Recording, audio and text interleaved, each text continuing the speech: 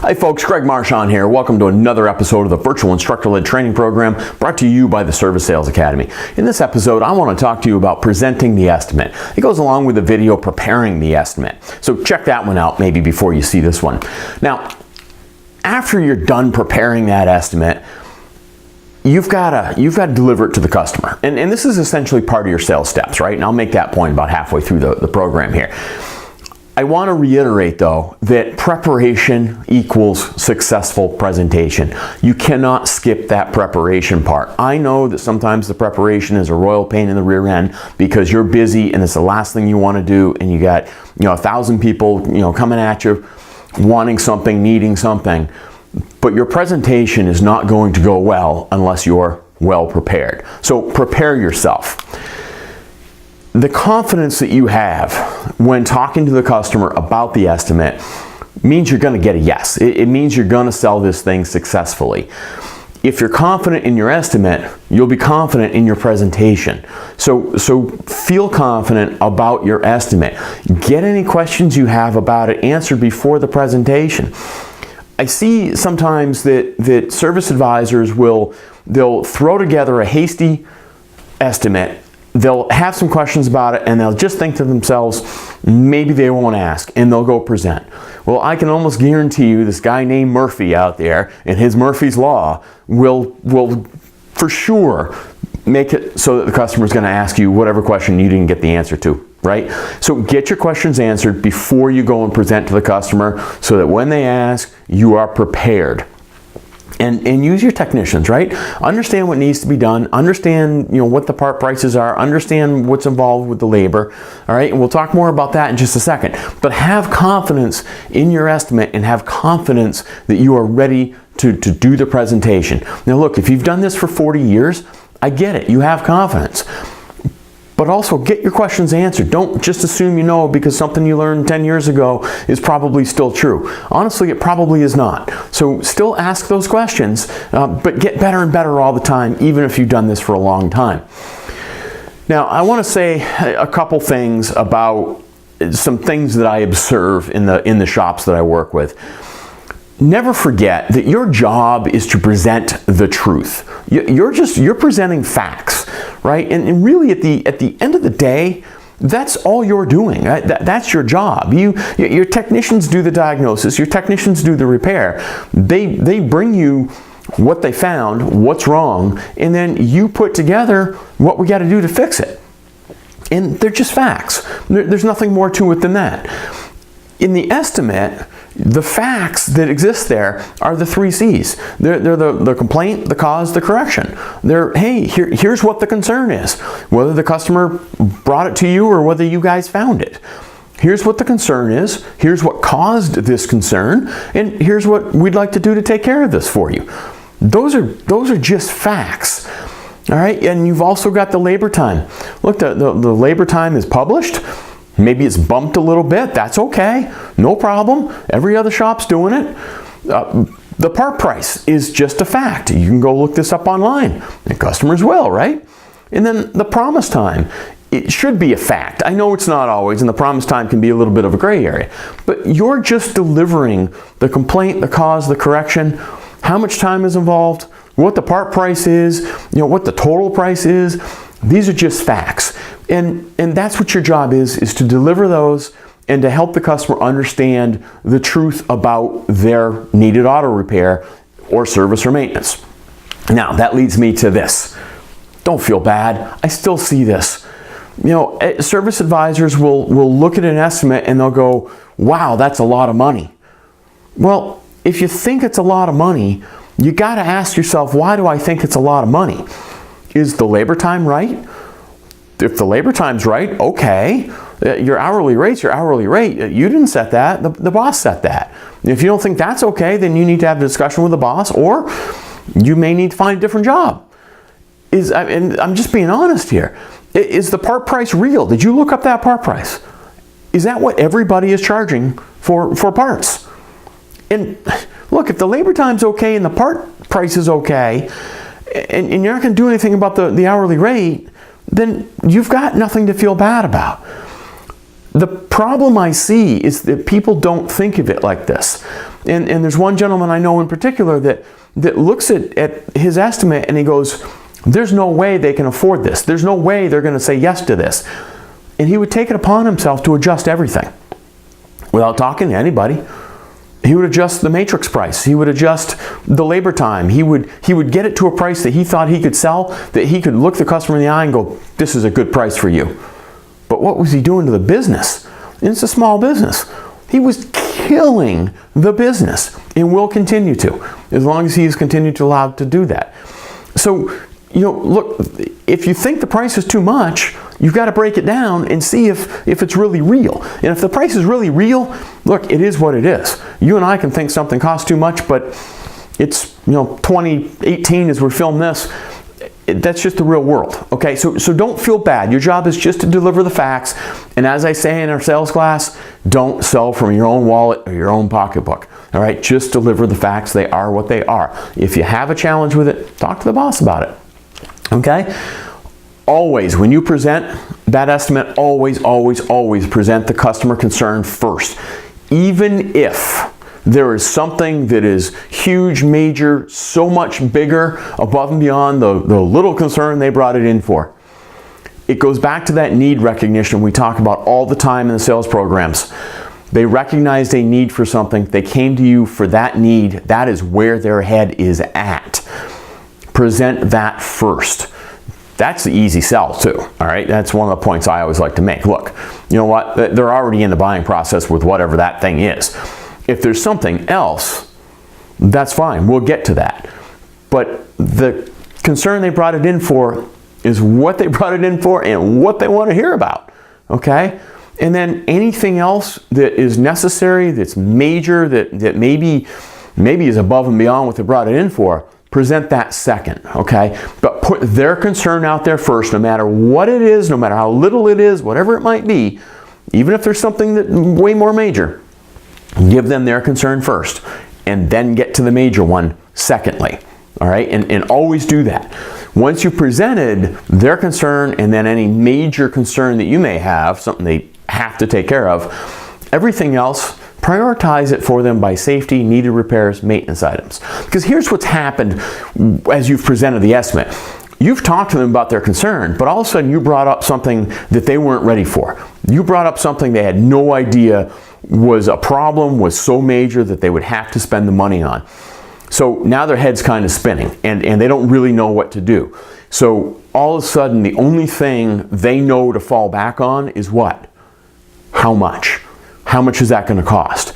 And that creates a huge piece of anxiety right there, all right? There's 1,000 things going on in their head. So you're gonna, you may or may not get the whole thing right now, but to the very least, have everything on that estimate. Have their concern and the major concerns listed prominently, and then everything else, and categorize, prioritize everything else by safety, needed repairs, and maintenance items, all right? Now, you're in this part of the sales process, right, where you're explaining the alternatives and options, and you've got to have explanations ready, again, because you may be presenting something to them they weren't ready for, okay? And the better prepared you are, the better explanations you have, the better and more quickly they're going to feel okay, and they're going to come back down. Their anxiety is going to come back down. You can set them right, and then they're free to have that conversation with you. But you're going to throw them for a loop sometimes. Okay, so be ready. Have those sales tools lined up, ready to go. If you use Virtual Vehicle, and I hope that you do, it's a tremendous selling tool, then favorite those pages that you're going to use with them. And look, the wow factor of these animations in Virtual Vehicle can actually help to overcome some anxiety because it's third-party affirmation. It shifts their focus a little bit, gives them something else to look at, gives them something to focus on for a minute that's not this price tag or this unexpected thing that all of a sudden they're afraid of. Have written documentation ready.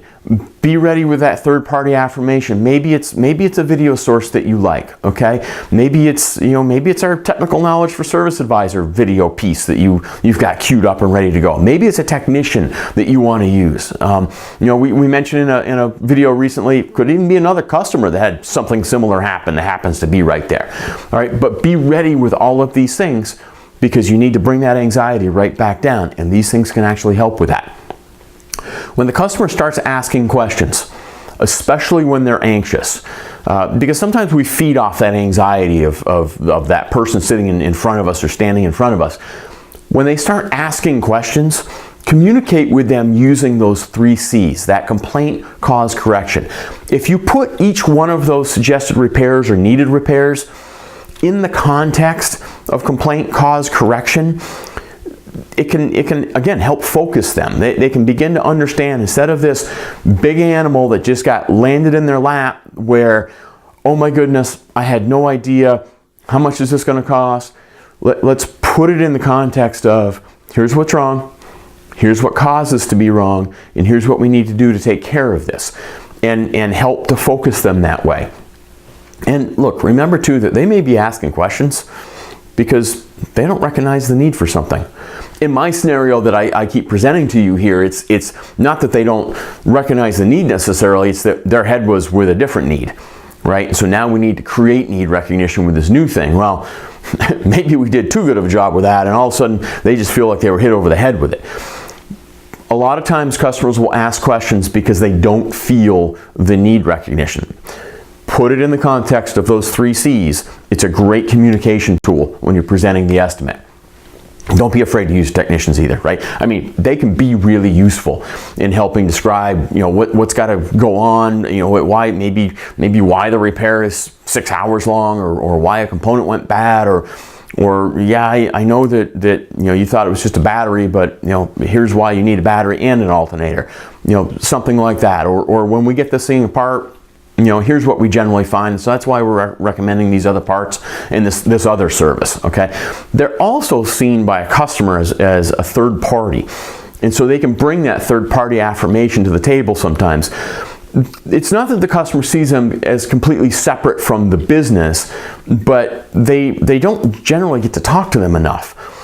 And when they do, there's kind of automatically this really high level of trust because the person that's working on their automobile is suddenly on the scene and they didn't get to see them ever before. And so it can be a form of third-party affirmation. Don't be afraid to use them. They can be incredibly useful in getting the sale when you're presenting this estimate. Now look, if you're going to present in person, sometimes we think it's easier, and it depends on your personality completely, right? If you're standing there in front of me, hey, that's great. I can connect with you. I can read your facial expressions. I can see your reactions. I can show you the problem. I can show you whatever sales tools I have, whatever pretty pictures and animations I have, and that can be a real benefit, right? If you can print the estimate so that we can go over it line by line, if I think you need that, right? I mean, if you've got some customers that they're just going to say yes. They're just going to do the whole thing. And we'll talk about that last at the end of the program. Other customers, they need to see it because they can't process all of this. Remember, many times you're presenting the estimate associated with something they didn't bring it in for, right? I just came in for an oil change and all of a sudden you're telling me I need $2,000 worth of work. This is crazy. I can't process this. And they're not going to say that to you, but that's what's going on in their mind. And so having the printed estimate where we can go through each job will, again, help to focus them and help break this down to them. And then it allows you to sell line by line too, okay? You also don't want the invoice to be the first time the customer sees the job in that format. Because when they come in, you've invoiced it and you're going to cash them out, and now all of a sudden you hand them this 2-page piece of paper that's got all these line items on it that looks really confusing. And look, no offense, I haven't seen a simple repair order in a very long time. I look at some of these ROs that I get from the work I've done on my vehicles, and I can't process the silly thing. It takes me 10 minutes to figure out what the heck they're actually showing me. So if you show them the estimate in the same format up front, it'll make the cashing out go a lot easier, all right? But it allows you to sell line by line and kind of break it down for them, especially if it's a big job or there's a lot of work there. So something to think about if you're presenting in person. Now, of course, if you're presenting on the phone, it's going to be a little more challenging, but we'll get to that in a second, okay? If we're in person, we can have maybe a damaged part.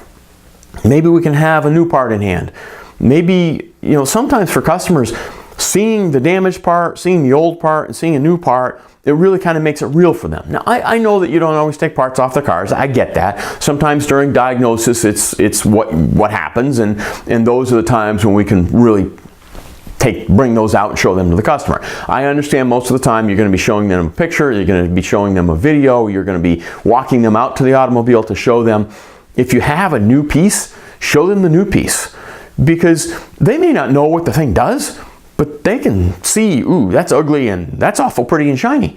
And it creates some sort of reality to them, okay? So think about that if they're there in person with you in the shop. And don't ever forget about the warranty. I probably don't talk about the warranty and sales enough. I know we have in some past programs, but that warranty is a value add to the customer. It really gives them this sense of confidence that, hey, these guys are standing behind what they're about to sell me. So not only do they really inspect my vehicle and they found all these things on it, which probably means that they want to take care of me, but they're going to stand behind their work too. And when you're going to lay out a lot of cash, and look, a lot of these repairs are expensive, that warranty, that sense of knowing that you're going to stand behind your work is comforting to the customer. So don't forget to present the warranty. If you have a copy of it, even better, because that's something the customer is going to walk away with, and something they walk away with holding in their hand sometimes makes a difference, believe it or not. I know a lot of this sounds really, really silly, but it's not. It's very real to a customer. Put yourself in that customer's shoes in a completely different environment, and you'll realize, hey, you know what? I think like that as a customer too. I just don't always think like a customer when I'm at work, when I'm standing at the service counter. So consider these things. It makes a big difference. Now, if the customer's not there and you're going to present this over the phone, you've got to rely more on your tools. And today, in 2018, we've got so many tools. Selling has gotten a lot easier, I think, especially over the phone, because we can play show and tell, even though the customer's not with us. All right, we're going to rely more on our pictures and videos and animations and the things that we can text and email the customer. But look, if it's in front of the customer and you have them on the phone, you're both looking at the same thing. So it's almost as good as having them right there in front of you. As long as you can adjust your language and learn to articulate where you are on the estimate or what picture you're looking at, and as long as that communication is there, you can sell just as well over the phone as you can in person. And for some people, they sell even better because they're not as anxious standing in front of that person. They got them on the phone, all right? Others, they'd rather have them in front of them. I get it.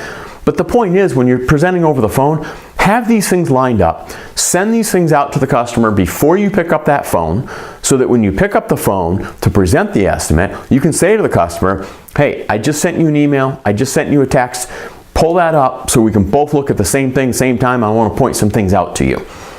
And the customer will be like, wow, this is really cool. It's that transparency that we talk about in some of our programs. Transparency is a really big deal. We have nothing to hide, but the customer has been taught over the last 100 years that we do.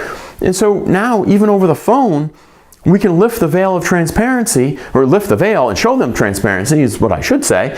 And it makes them feel, wow, these guys, yeah, I get it. These guys are honest. They're showing me right up front. Yeah, go ahead and do the work. They're awesome. And it'll get you good reviews too. All right. In terms of presenting a price, there's 1,000 different philosophies out there. It's kind of like sales process, and it drives me bananas a little bit. But look, whatever you're comfortable with, I'll be okay with. I personally like presenting a total price for everything. It's that one out the door price, because that's what ultimately the final invoice is going to be. If we're going to do it all, here's what it's going to cost you right up front. Everything's included, taxes, shop fee, everything. This is what it's going to be. No surprises. We're going to take care of everything on this list for this money. And look, for my way of thinking, that's what I want to know. Now, if that's too much for me, then I'm going to say, okay, I can't spend that much. I don't want to spend that much. Can we break this down? How does that break down? Others, you'll read other pricing philosophies or presentation philosophies that will say, present line by line, it's honest, it's transparent, etc. It is, but it can also be a little overwhelming, because when the customer walks out the door, they may remember 3 lines, but not 5. And those 2 that they don't remember increase the total price by $250. So they're thinking it's going to be $750 when really it's going to be $1,000. So I'm not a fan of that. But look, if you like it and you can deliver on that and you don't have any challenges with that, okay, that's fine. But at least have the conversation within the shop. Either way, you've got to present a total price for the job. All right. Now, what happens if we've got this big long list? Well, look, then you might want to break it down, because if it's a $5,000 estimate for everything to be done, and you're thinking, all right, they may not go for all this, then at least have a total price for the really important stuff, and then have a total price for the items that don't need to be done today, and then a total price for everything. Because you can say to me now, all right, Greg, everything I'm about to explain to you, everything, all this stuff we can take care of for this price. All right, those big, really important items that I mentioned that really need to be done today, if we just do those, here's what it is. And then here's what it is for just everything else. And then I can look at that and I go, well, look, you know what? For another $250 to do everything, just do it all today. All right, so you can break the prices down, but I still like that total price thing. You see what I'm trying to do here, though? We're trying to simplify it. Because if we got 12 lines, or even 6 lines sometimes, folks, that can be too much for customers. They're overwhelmed. They're in a strange environment. They're dealing with something they don't deal with every day, that they don't know a whole lot about most of the time. All of this is really, really overwhelming. The more you can simplify it for them, the easier it's going to be to get to a yes. And remember, too, that oftentimes we're all motivated by convenience. And if you can present the whole estimate to me, and tell me when you're going to get it done, and I think that's reasonable, oftentimes I'm going to say, just do it. Just do it all. Just do it all. You know, extra $500, fine. You know, maybe even extra $1,000, fine. Especially fleet customers, right? Convenience is everything for these folks. Downtime costs them a ton of money. All right, so let them know. Here's what's going on. Here's what the whole thing's going to cost. And I know you deal with fleet management companies and all that, and they're a little bit of a different animal. But my point is, put it all out there. Give me a simple price. Tell me when it's going to be done. And oftentimes, just for the convenience sake, I'm going to say yes. All right, put it all out there. Ask for the sale. You'll be surprised how many times you get a yes out of it. But remember, this is all part of your sales process, right? Presenting the estimate is that explaining alternatives and options part of the sales process, step 2 in the general process that I teach. Preparation for this is key. If you're well prepared, your presentation will go really, really well. Don't forget to use your warranties. You're just presenting facts, right? The warranties are saying, hey, these are the facts. I'm backing up my facts. This is how confident I am in this. I'll give you a warranty. All right, and at the end of presenting that estimate, ask for that sale. Okay? Think about it, practice it, go kick some butt with it. Till we meet again, keep up the great work, and never stop learning.